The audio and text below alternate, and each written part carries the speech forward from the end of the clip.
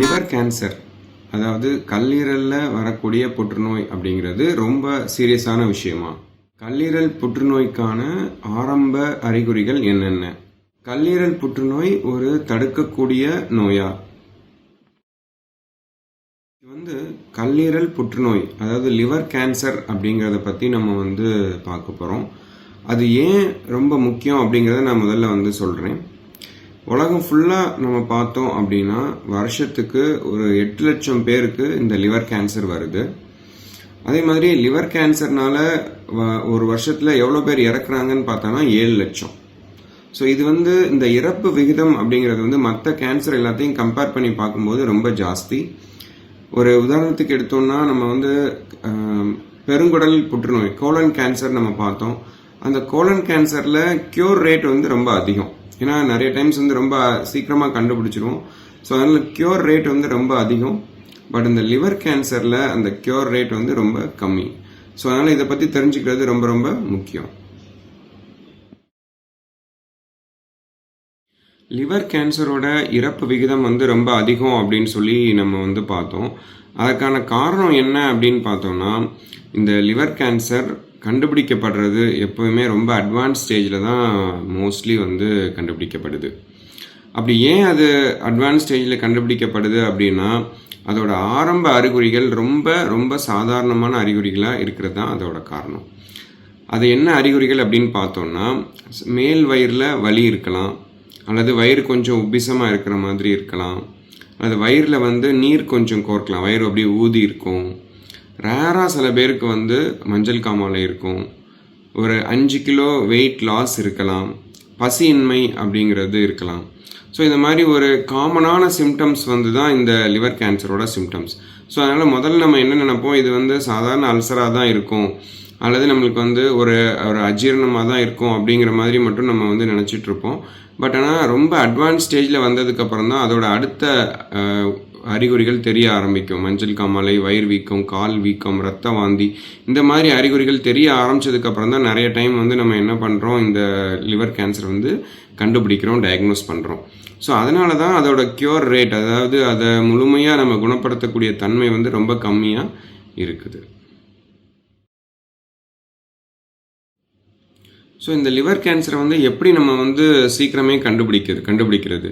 So அதாவது ஒருத்தங்களுக்கு வயிறு வலியோ அல்லது மேல் வயிறில் எஸ்பெஷலி வயிறு வலி இருந்தாலோ, அல்லது பசியின்மை, ஒரு 5 கிலோக்கு மேலே எடை குறைதல், இந்த மாதிரி ப்ராப்ளங்கள் இருந்தால் ஃபஸ்ட்டு ஒரு ஸ்கேன் எடுத்து பார்த்துக்கிறது நல்லது.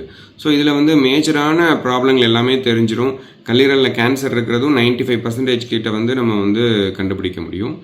ரேராக ஒரு சில பேருக்கு அல்ட்ராசவுண்ட் ஸ்கேனில் தெரியாது. அப்போ நம்ம சிடி ஸ்கேன் எடுக்கிறதுக்கு தேவைப்படும். ஸோ இந்த லிவர் கேன்சரை கண்டுபிடிக்கிறதுக்கு சிடி ஸ்கேன் ஒரு முக்கியமான ஒரு டெஸ்ட்டு. இது தவிர ஒரு சில பிளட் டெஸ்ட்கள் இருக்குது, டியூமர் மார்க்கர்ஸ் அப்படின்னு சொல்கிறோம். ஒரு சில பிளட் டெஸ்ட் இருக்குது. இது எல்லாத்துலேயுமே தெரியலனா அப்படின்னா பயாப்சி டெஸ்ட் இருக்குது. ஸோ அந்த கட்டிலேருந்து ஒரு சின்ன ஒரு பீஸ் டெஸ்ட்டுக்கு எடுத்து இது சாதாரண கட்டியா அல்லது கேன்சர் டைப்பா அப்படிங்கிறத நம்ம கண்டுபிடிக்க முடியும். ஸோ அதனால் ஒரு சாதாரண சிம்டம்ஸ் இருக்கும்போதே நம்ம ஒரு ஸ்கேன் எடுத்து பார்த்துக்கிறது நல்லது. அதே மாதிரி 40 வயசு மேலே இருக்கிற எல்லாருக்குமே ஒரு மாஸ்டர் ஹெல்த் செக்அப் பண்ணிக்கிறது நல்லது.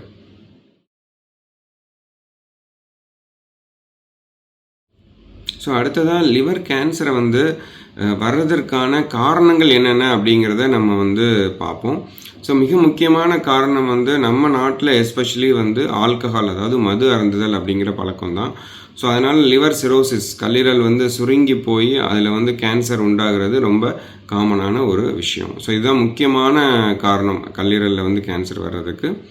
அடுத்தபடியாக கல்லீரலில் உள்ள கிருமிகள், அதாவது ஹெப்படைட்டிஸ் பி, ஹெப்படைட்டிஸ் சி போன்ற வைரஸ் கிருமிகள் இருக்குது.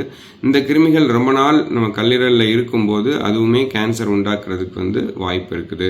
மூன்றாவதாக ஃபேட்டி லிவர் அல்லது நாஷ் அப்படின்னு சொல்கிறோம், அல்லது மேஷ் அப்படின்னு சொல்கிறோம்.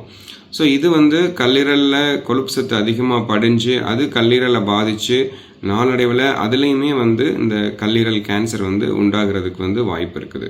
இதெல்லாம் ரொம்ப முக்கியமான காரணங்கள். இது தவிர ரொம்ப ரேரான காரணங்கள் கொஞ்சம் இருக்குது. அதாவது மரபணுக்கள் சம்மந்தப்பட்ட ப்ராப்ளங்கள், அதாவது ஜெனட்டிக் டிசீசஸ் அப்படின்னு சொல்கிறோம், அல்லது மெட்டபாலிக் லிவர் டிசீஸ் அப்படின்னு சொல்கிறோம், வில்சன்ஸ் டிசீஸ், இந்த மாதிரி ஒரு சில ரேரான மரபணுக்கள் சம்மந்தப்பட்ட நோய்கள் இருக்குது. இதுலேயுமே வந்து நம்மளுக்கு வந்து அந்த கல்லீரல் கேன்சர் வந்து வர்றதுக்கு சான்சஸ் இருக்குது. கல்லீரல் கேன்சரை வந்து தடுக்க முடியுமா அப்படின்னா அதற்கு ஒரு சில சான்சஸ் வந்து இருக்குது.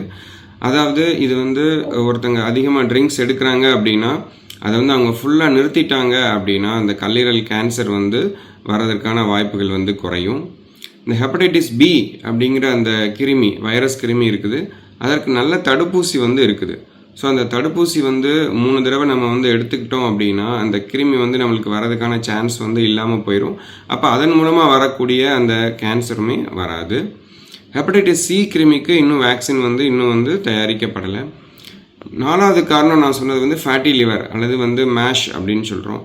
ஸோ அப்போ இந்த ஃபேட்டி லிவருக்கு என்ன ட்ரீட்மெண்ட் அப்படின்னு பார்த்தோன்னா மிக முக்கியமான ட்ரீட்மெண்ட் என்ன அப்படின்னா வந்து வெயிட் குறைக்கிறது, அதாவது எடை குறைத்தல் அப்படிங்கிறது தான் வந்து இந்த ஃபேட்டி லிவர் அப்படிங்கிறதுக்கு முக்கியமான ட்ரீட்மெண்ட். அதே மாதிரி சுகர் ஒருத்தங்களுக்கு இருந்தால் அதை நல்லா கண்ட்ரோல் பண்ணிடணும். ஸோ அந்த மாதிரி பண்ணும்போது இந்த ஃபேட்டி லிவர் குறைஞ்சா நம்மளுக்கு அந்த லிவர் கேன்சர் வர்றதுக்கான வாய்ப்புமே குறையிறதுக்கு சான்சஸ் இருக்குது. லிவர் கேன்சர் இருக்குது அப்படின்னு சொல்லி ஒருத்தங்களுக்கு நம்ம கண்டுபிடிச்சோன்னா அதுக்கு ட்ரீட்மெண்ட் கொடுக்கறதுக்கு நிறைய மெத்தட்ஸ் வந்து இருக்குது. இப்போ நிறைய அட்வான்ஸ் மெத்தட்ஸும் இப்போ இது வந்து புதுசாக நிறையவே வந்துட்டுருக்குது. ஸோ இதுக்கு கீமோதெரப்பி அப்படிங்கிற அந்த மெடிசின்ஸ் டேப்லெட் தான் மெயினாக வந்து, ஸோ அந்த மாதிரி டேப்லெட்ஸ் கொடுக்கலாம். ரொம்ப சின்ன சைஸில் இருக்கும்போது இதை வந்து ஆப்ரேஷன் பண்ணி ரிமூவ் பண்ண முடியும். கொஞ்சம் பெரிய சைஸில் இருந்தால் லிவர் டிரான்ஸ்பிளான்ட் பண்ணி இதை வந்து சரி பண்ண முடியும்.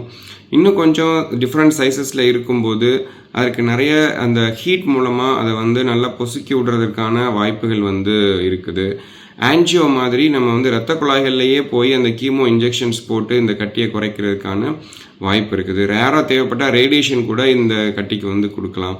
ஸோ இந்த மாதிரி நிறைய ட்ரீட்மெண்ட் ஆப்ஷன்ஸ் வந்து இந்த லிவர் கேன்சருக்கு இருக்குது. ஸோ ஒருத்தங்களுக்கு வந்து அவங்களோட லிவர் எந்த அளவுக்கு பாதிச்சிருக்கு, அந்த கட்டி வந்து என்ன சைஸில் இருக்குது அப்படிங்கிறத நம்ம பார்த்து அதற்கு ஏற்ற மாதிரி நம்ம ட்ரீட்மெண்ட் கொடுத்தோன்னா இந்த லிவர் கேன்சரை க்யூர் பண்ணுறதுக்கு சான்சஸ் இருக்குது.